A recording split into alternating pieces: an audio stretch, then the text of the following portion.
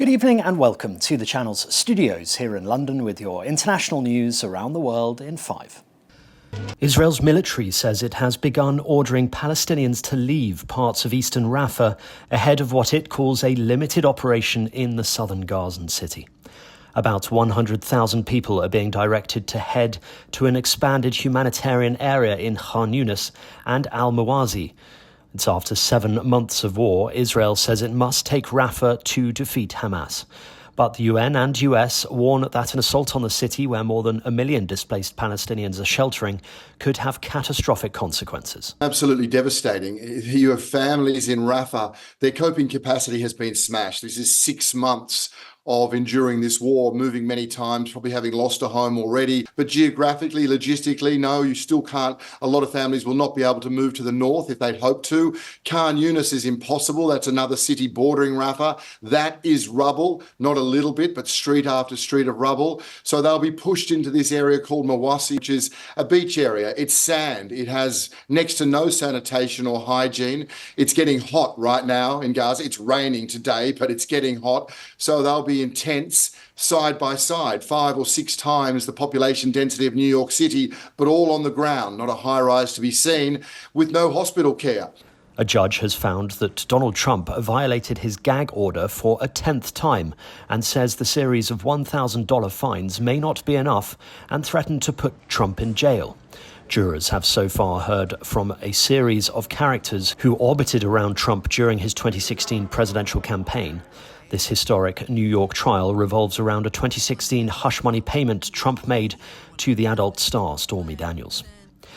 Chinese President Xi Jinping has hailed new vistas in China's relationship with France on his first trip to Europe in 5 years, one that feels much like a charm offensive. Mr. Xi will be looking to avert the trade war that is looming with Brussels, driven by fears of cheap Chinese electric vehicles entering the European market. The West also accuses China of helping Vladimir Putin wage war in Ukraine by supplying technology and equipment for the Russian military.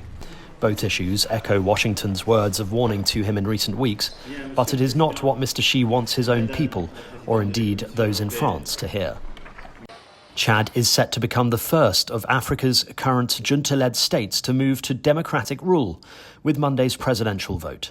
It will end a 3-year transition imposed after the sudden death of long-serving leader Idris Deby while fighting rebels.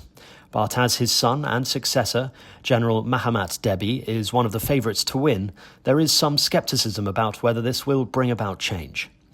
Prime Minister Succes Masra is among his 9 challengers and is seen as his biggest rival. The SNP has named John Swinney as its new leader to replace Humza Yousaf in Scotland. It's after veteran SNP activist Graham McCormick decided not to proceed with his bid, saying he would instead back Mr. Swinney. This came after a lengthy and fruitful conversation with Mr. Swinney, he said, in which Mr. McCormick said they had agreed the challenges which the SNP, the government and the people faced. Today is the beginning of a new chapter in our party's history, a chapter that will be about coming together, uniting and dedicating ourselves to the service of Scotland. French President Emmanuel Macron has hailed the 30th anniversary of the completion of the Channel Tunnel linking the UK to France. Trains run through the tunnel, allowing swift and easy access to mainland Europe from London.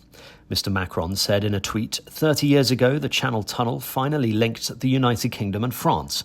This feat brought people closer together, gave new impetus to our trade, and confirmed the strength of our political relationship. And dashcam footage from a parked car has emerged of the moment a tornado destroyed a building in Lincoln in Nebraska in the United States. According to local media, there were dozens of workers still inside the industrial parts complex when the extreme weather event struck. But amazingly, all survived. And that's your international news around the world in 5. Now back to the channel's studios in